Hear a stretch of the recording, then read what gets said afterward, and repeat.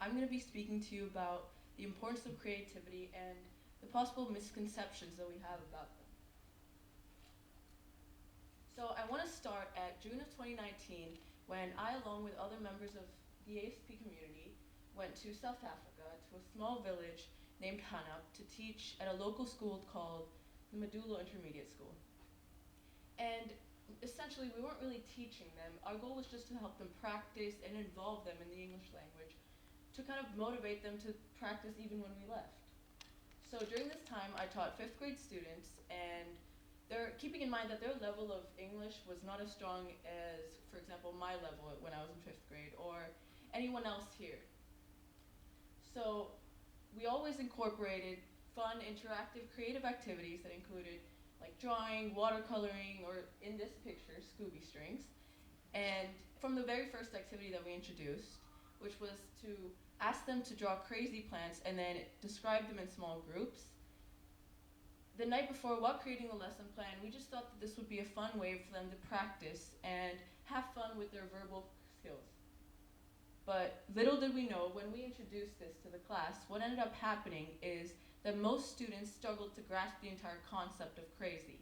And what I mean by that is most students were never asked to do something like this. Maybe this was a language barrier where they didn't understand what we meant by crazy.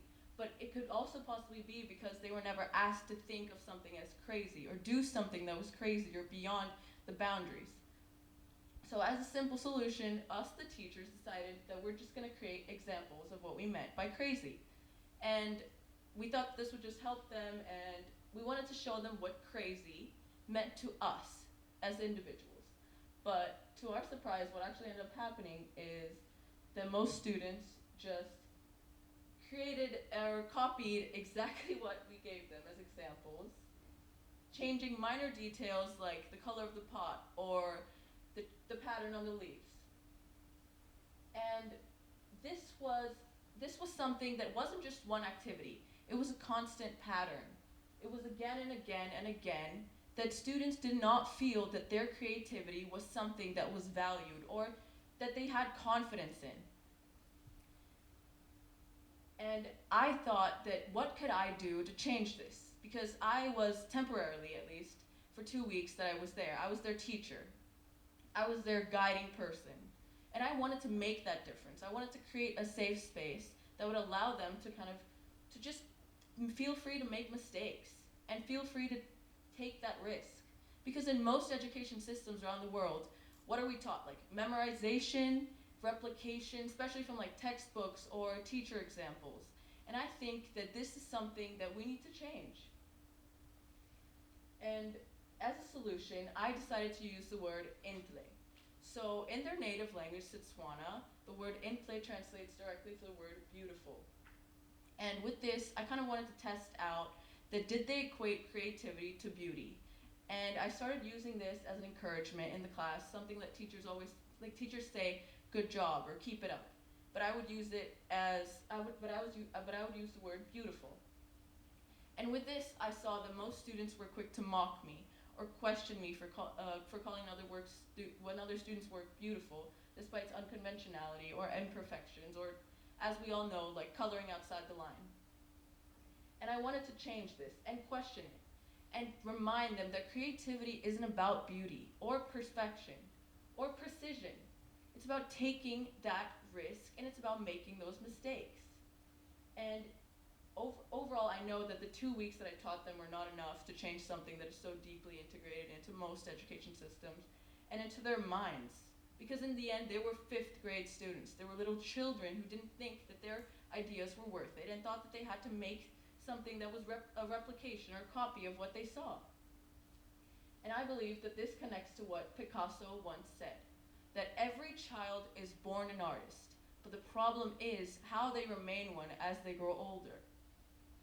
And already I think I need to define what an artist means to me and what creativity means to me first.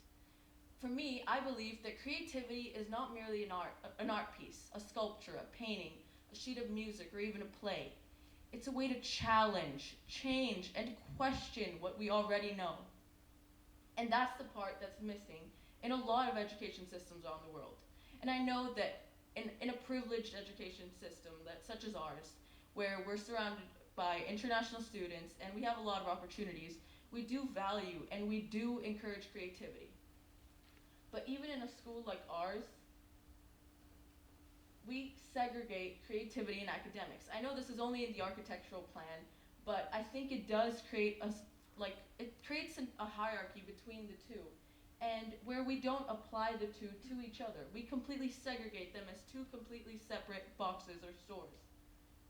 And I think that we need to change this. We need to integrate it together, because we can use art, science, and math together. And that is how we will solve future problems in a dynamic world like ours. Think about it like this.